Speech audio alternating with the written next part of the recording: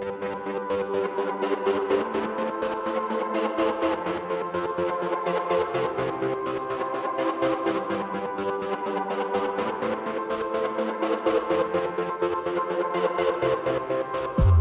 el capítulo 6, no sé si recuerden que nos hablaron acerca de los sellos. Y se abrían los seis sellos en el capítulo 6 y se hizo un pequeño paréntesis. Se dice que este capítulo 7, hermanos, es un interludio. Es ese paréntesis que se abre entre el sexto y séptimo sello. Es como una pausa, hermanos, entre estos momentos, y es la respuesta a la pregunta con la que concluye el capítulo 6. En el versículo 17 dice: porque el gran día de la ira ha llegado, ¿y quién podrá sostenerse en pie? Y el gran día de la ira, hermano, es ese inicio de los grandes males que vendrán en la tierra, porque ahora la iglesia, recordemos que ya ha sido arrebatada. Ya el rapto ha sucedido, el Espíritu Santo ha sido tomado al Padre, y ahora, hermanos, se dice que el capítulo 7 es justamente esa respuesta a la pregunta que dice: ¿quién podrá sostenerse en pie? Y podremos cambiar las palabras un poquito y decir: ¿quién podrá ser salvo cuando Dios derrame su ira sobre los habitantes de la tierra? Y hermano, esto es, la Biblia habla con claridad acerca y nos muestra, hermanos, una gran multitud de judíos y gentiles que son descritos como los santos. Esto es gente apartada por Dios. Y estas dos visiones, hermano, que tiene el apóstol Juan, muestran la misericordia de Dios a todo aquel que cree en Jesús, a todos aquellos sellados. Y vamos a comenzar nuestra lectura de Apocalipsis 1. Vamos a ver la primera visión. La primera visión son los 144,000 sellados.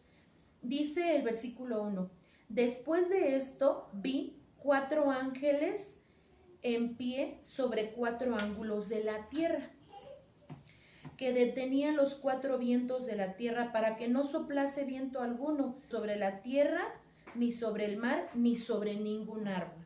Y cuando nosotros leemos esto, hermano, cuando el apóstol Juan escribe: después de esto vi, es que él tiene una nueva visión.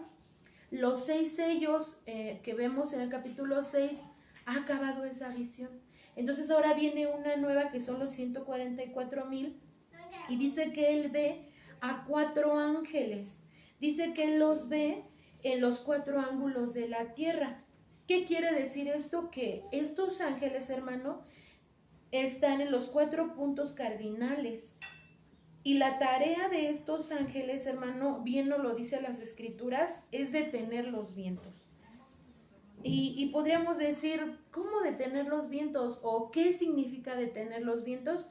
Bueno, las escrituras nos enseñan que los 4 vientos son mantenidos prisioneros por cada uno de los ángeles para que no sople viento alguno. Pero esta expresión, hermano, de batir los 4 vientos, es una intervención judicial de Dios, hermano.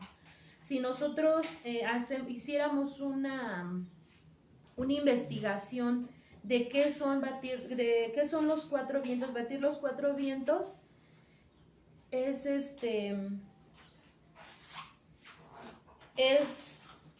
una intervención judicial, y podremos ver Jeremías 49, versículos 36 al 38, Oseas 13:15 y Daniel 7:2, Isaías 40, 22 al 24.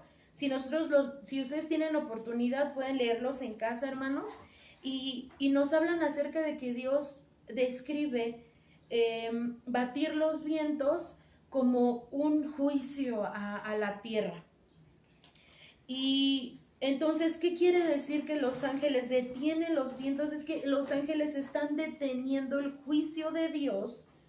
¿Para qué, hermano? Si nosotros seguimos leyendo, vamos a hallar la respuesta. dice que detienen los 4 vientos de la tierra para que no soplase viento alguno sobre la tierra, ni sobre el mar, ni sobre ningún árbol. Esto es que pues la naturaleza no va a sufrir los embates de los juicios de Dios. Y dice el versículo 2, vi también a otro ángel que subía de donde sale el sol y tenía el sello del Dios vivo.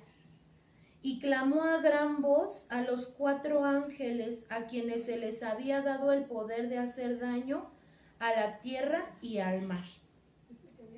Y cuando nos dice esto, dice que aparece en escena un 5.º ángel que trae un sello, el sello del Dios vivo. Recuerden que cuando se revela estas visiones al apóstol Juan, Dios habla en el contexto en el que ellos se movían para que ellos pudieran entender las visiones.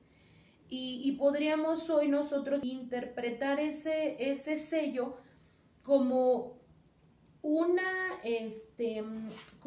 señal, hermanos, que en aquellos entonces, no sé si recuerden que los César o la gente encumbrada tenía un anillo con un sello, y cuando hacían un mandato sellaban con arcilla o con cera y nadie podía abrirlo o revocarlo hasta aquella persona a la cual era enviada la carta o el paquete o algo que era enviado era sellado, entonces nadie podía removerlo. Y hace referencia a esto, hermanos. Entonces cuando se dice que los 144,000 son sellados, es ese sello que nadie puede revocar, que nadie puede quitar. Y entonces dice adelante, y clamó a gran voz a los 4 ángeles a quienes se les había dado el poder de hacer daño a la tierra.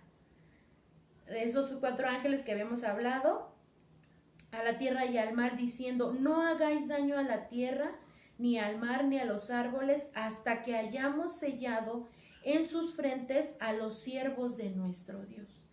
Y este 5.º ángel que aparece en escena es uno de los tantos ángeles que iban a hacer el sello a los 144,000. Y les dice que no desaten esos juicios, porque ellos necesitan sellar primero a quienes, hermanos, a los siervos de nuestro Dios.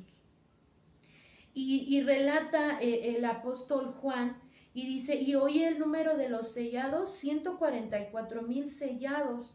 Él tiene una visión con un número exacto y dice que de todas las tribus de los hijos de Israel. Este sello, hermanos, va a librar al pueblo judío, a estos 144,000, del juicio divino. Sin embargo, hermanos, ellos sufrirían en manos del anticristo, puesto que a él se le había permitido hacer guerra en contra de los santos y vencerlos. Apocalipsis 13:17 en su parte inicial nos enseña eso. Pero si Dios los estaba sellando, era para que todos esos males que venían a la tierra no les tocaran a ellos, hermanos. Y esto nos recuerda una historia en el Antiguo Testamento. El pueblo de Israel, cuando vienen las plagas a Egipto, tienen que sacrificar un cordero y poner con un hisopo en los dinteles de las puertas sangre de ese cordero inmolado, para que el ángel de la muerte no les toque y los primogénitos vivan del pueblo de Israel. Y lo mismo sucede, hermanos, en esta ocasión. Es algo parecido, porque entonces ahora el juicio de Dios no es para la casa de Dios, no es para sus hijos, no es para sus santos, solamente es para aquellos que no han creído en Jesús. Y hermano, hace un listado. El versículo 5 al 8 nos dice que hay 12,000 sellados de 12 tribus. Y las 12 tribus son Judá, Rubén, Gad, Aser, Neftalí, Manasés, Simeón, Leví, Isaacar, Zabulón, José y Benjamín. Y hermanos, este listado de las tribus no es un listado muy común. En este listado la tribu de Judá aparece como la primer tribu, a pesar de no ser el primogénito del patriarca. Sin embargo, se cree que se enlista como número 1 porque Cristo pertenece o procede de la tribu de Judá. También vemos que Dan no está entre este listado, ni tampoco la tribu de Efraín. Y bueno, se dice que los estudiosos de las escrituras nos enseñan que la tribu de Dan no está en esta lista a causa, hermanos, de que ellos, bueno, probablemente, obviamente no lo sabemos a ciencia cierta, ¿no? Pero según la historia bíblica, fue de las primeras tribus, hermanos, que se dieron a la idolatría. Y esto lo vemos en Jueces 18, versículos 30 y Primera de Reyes 12, 28 al 29. Hermanos, debemos entender que los 144,000 es un número literal, que son un grupo especial de aquellas personas que son apartadas con un propósito, con el propósito de dar testimonio a un grupo rebelde, hermano, a una generación que no quiere conocer a Dios, que no se acercan, aunque ya vieron, hermanos, que la iglesia fue levantada, que el anticristo se estableció, que las 3 semanas, que se está cumpliendo la semana 70 que Daniel había profetizado, hermanos. Y nos enseña que ellos son sellados para protección y para dar, porque Dios necesita o desea que los 144,000 proclamen el evangelio, el reino de Dios durante la tribulación. Y hermanos, es muy importante tener esto en cuenta, porque si nosotros vemos el evangelio, mientras haya gente, mientras haya seres humanos en esta tierra, el evangelio debe ser predicado. Y Dios siempre se proveerá de gente que le ame, que le conozca, y Él les sostendrá, Él los va a apartar, Él los va a sellar y los va a guardar para que sus vidas puedan cumplir ese propósito. Y hermanos, estamos viviendo tiempos difíciles, pero a mí me sorprende mucho cómo nuestro Señor Jesucristo en el Evangelio de Mateo, ellos si nosotros vemos los 144,000 van a pasar un tiempo difícil, hermanos, un tiempo donde pues inicia la gran tribulación. Y hermanos, podríamos temer a la muerte, porque es lo más que nos pueden hacer, hermanos, matar a causa del evangelio. Y Jesús les dice en el evangelio: no temáis a los que matan el cuerpo, mas el alma no pueden matar. Temed más bien aquel que puede destruir el alma y el cuerpo en el infierno. Y hermanos, tú y yo hoy estas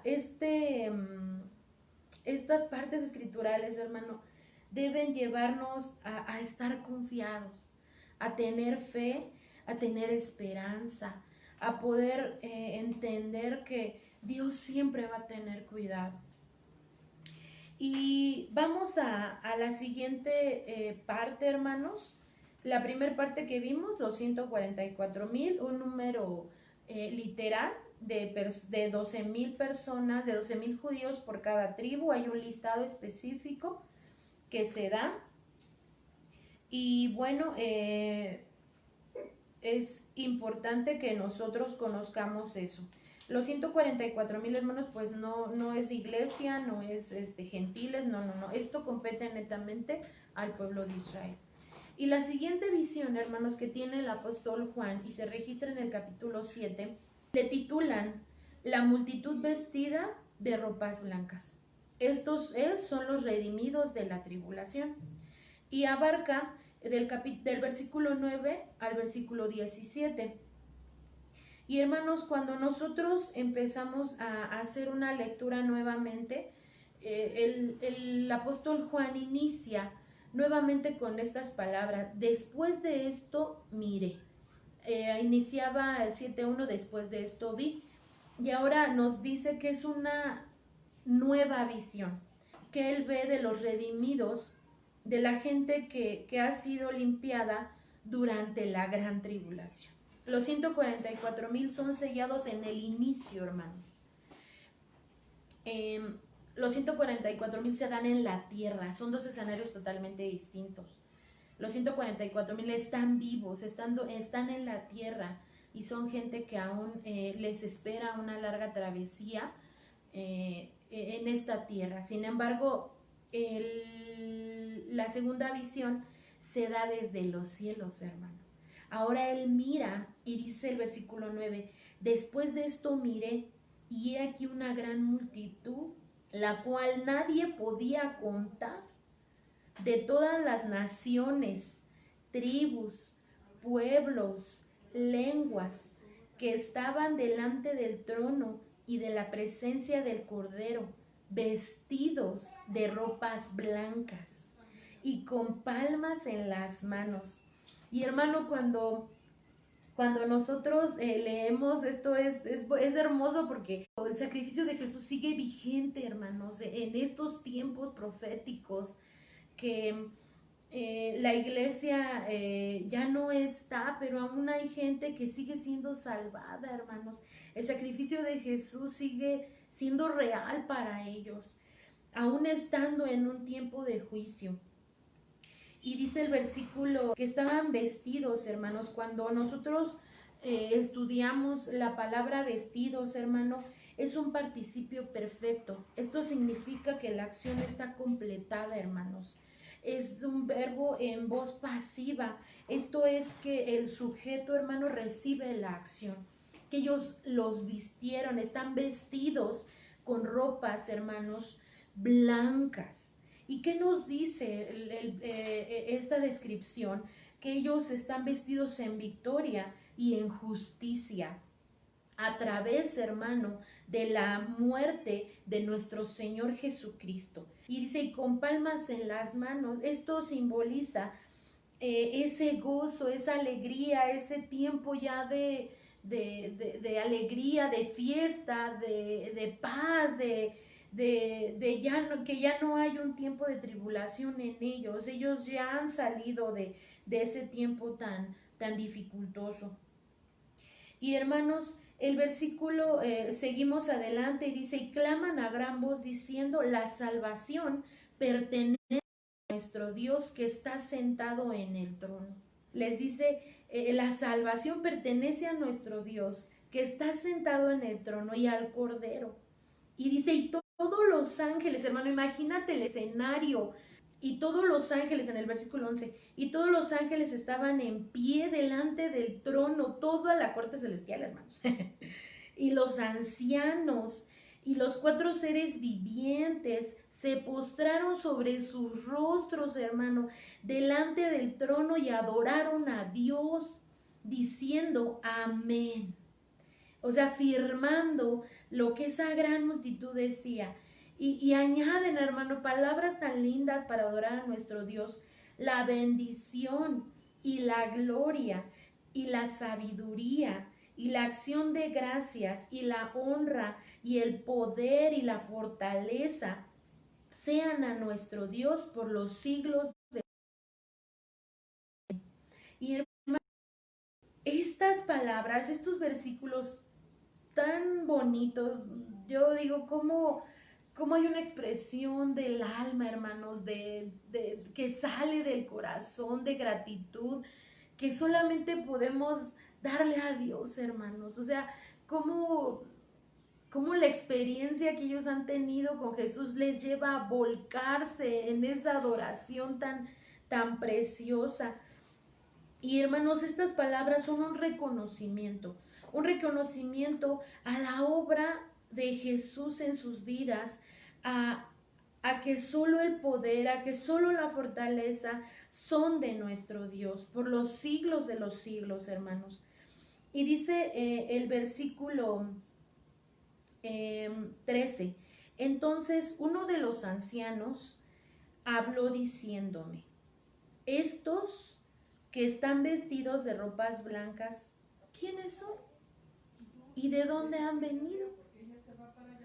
Y vemos, ¿no?, que es extraordinario lo que ellos dicen, pero y decimos, ¿y quiénes son, hermanos? Un anciano le dice al apóstol, pero no lo dice esperando una respuesta, hermanos. Es una pregunta retórica. El anciano está despertando en el apóstol Juan una inquietud, está despertando en él esa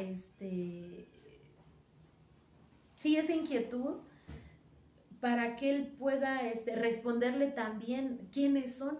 Y dice el versículo 14, yo le dije, Señor, tú lo sabes. Esto es que él le dice, pues no lo sé, Señor.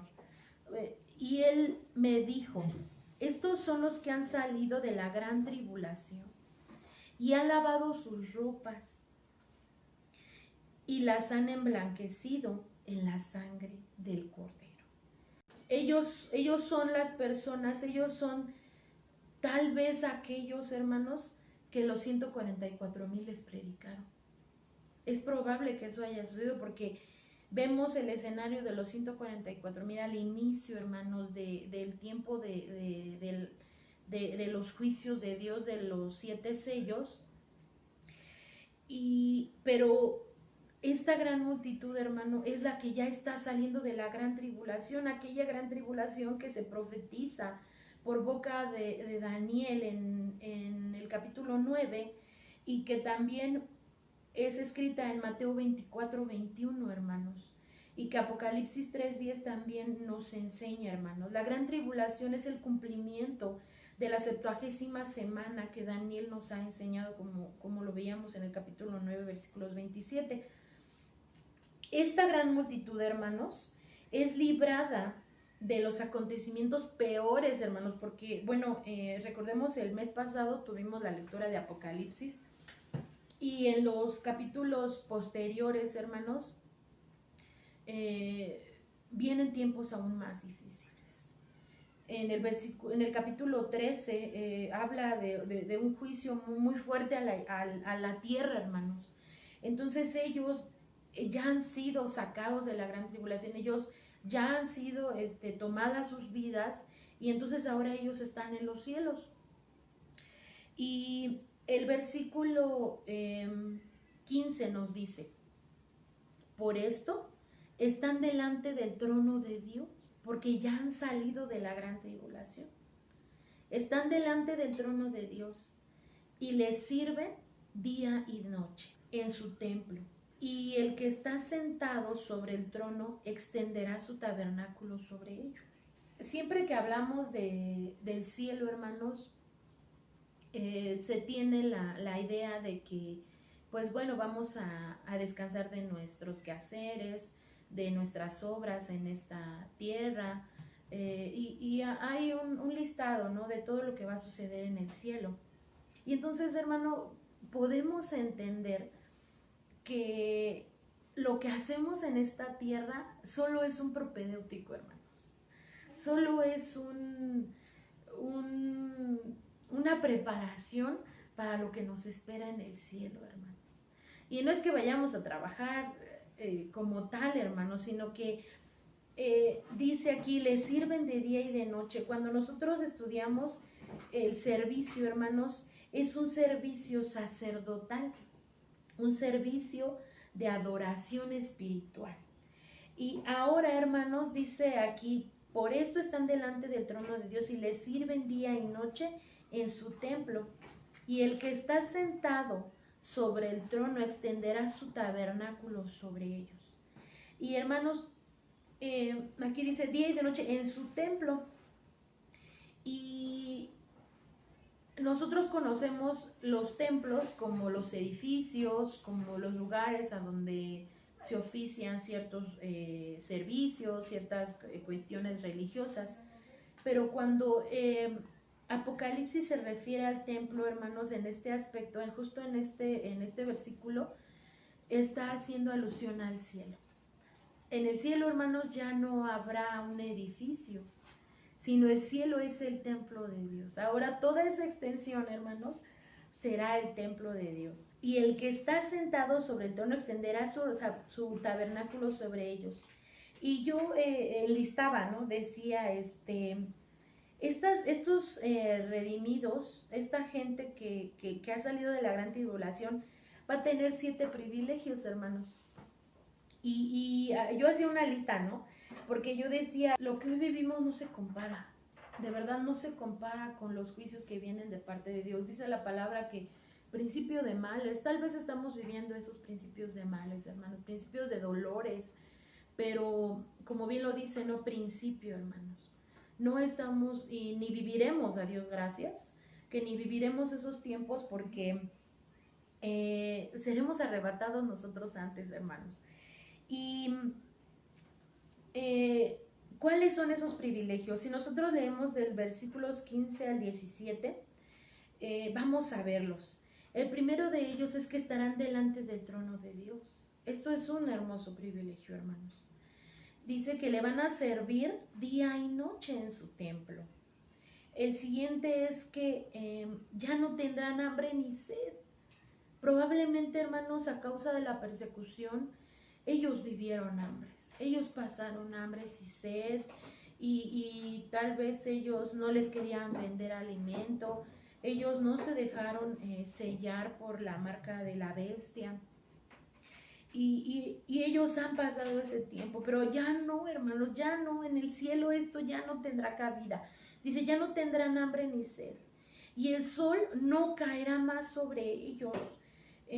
Los historiadores dicen que es probable, hermanos, que a causa de la persecución ellos pudieron haber huido a los lugares extremosos, a los desiertos, para salvar sus vidas, hermanos. Y entonces dice el 16, y ya no tendrán hambre ni sed, y el sol no caerá más sobre ellos, ni calor alguno. Y el versículo 17, hermanos, es tan precioso porque dice, porque el Cordero que está en medio del trono los pastoreará. Ese Jesús tan precioso, aquí lo describen como ese siervo, ese Cordero que los va a pastorear. Dice, los pastoreará, el Cordero los pastoreará. La siguiente es que los guiará a fuentes de vida. Y por último, Dios enjugará toda lágrima de sus ojos. Y hermanos, es precioso poder leer las Escrituras. Si nosotros hubiéramos hecho una lectura así por encimita, hermanos, hubiera pasado desapercibido los 144,000 y esta gran multitud de gente vestida de ropas blancas. Pero cuando nosotros profundizamos o nos damos a la tarea de estudiar un poquito más, hermano, Dios siempre tendrá algo que decirnos. Y cuando yo empezaba a leer, pues yo decía, pues ellos no tienen nada que ver con nosotros, ¿no? O sea, ellos no son la iglesia, nosotros ya nos estaremos gozando con el Padre en el cielo. Pero hermanos, yo podía ver a través de estos versículos cómo Dios siempre tiene cuidado de sus hijos. Siempre, hermano. Los 144,000 son sellados. Ciertamente ellos tienen un propósito, hermanos. Y tú y yo también lo tenemos hoy. Ellos fueron sellados para que los juicios no cayeran sobre ellos. Y hoy tú y yo, hermano, tenemos un grande privilegio. No estamos viviendo la gran tribulación, no estamos viviendo estos tiempos apocalípticos, hermano. Pero Dios siempre, hermano, tendrá cuidado de ti. Yo podía ver, hermano, ternura. Yo podía sentir esa ternura de Dios cuidando de sus hijos. Porque ciertamente la escritura, hermano, tiene que cumplirse cada palabra que ha sido hablada y escrita. Pero Dios siempre, hermano, tendrá cuidado. ¿Qué podemos aprender, hermano, de esto? De los 144,000 y de esta multitud. Podemos aprender que el evangelio siempre tiene que ser predicado. Siempre, hermanos. Que el amor de Dios, hermano, siempre será visto en sus hijos. Y que Dios siempre tendrá cuidado de nosotros, hermano. Y estos, hermanos, 144,000 hermanos, encarnarán estas palabras de Jesús.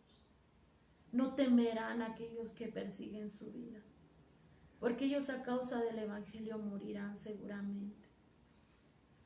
Aquellos, cuando en la segunda visión la gran multitud vestido de ropas blancas, hermano, también sufrirá una grande persecución.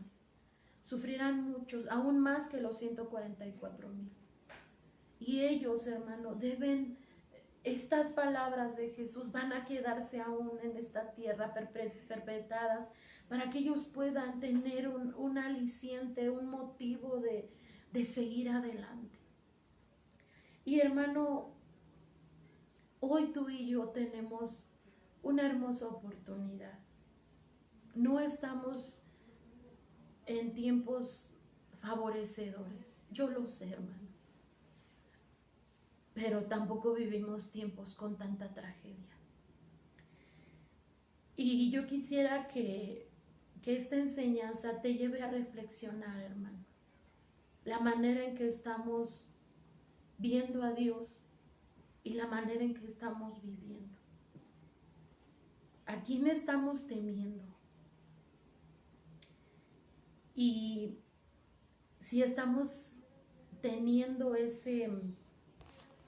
esa conciencia de que su amor es en nuestras vidas, que su cuidado nunca, nunca, hermano, decaerá, nunca, nunca va a decaer, porque Él lo ha prometido, porque Él no desampara la obra de sus manos.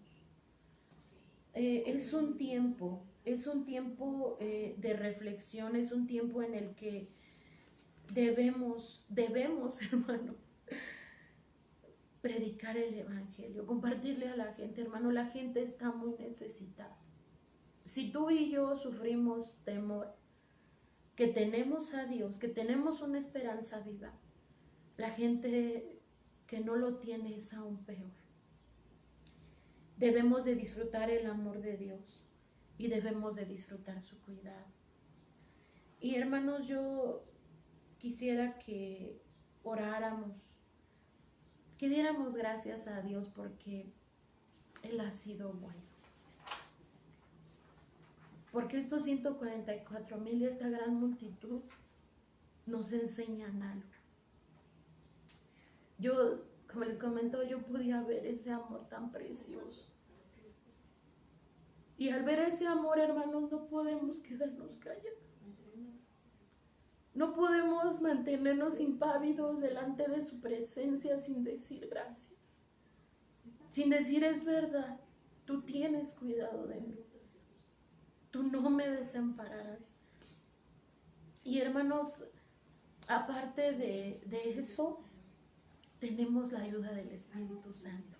En estos tiempos, hermanos, que estamos leyendo, en estos tiempos proféticos, el Espíritu Santo ya no estará con ellos. Pero hoy sí, hermanos, hoy nosotros tenemos a ese Paracletos, a esa persona de la Trinidad que camina paso a paso con nosotros.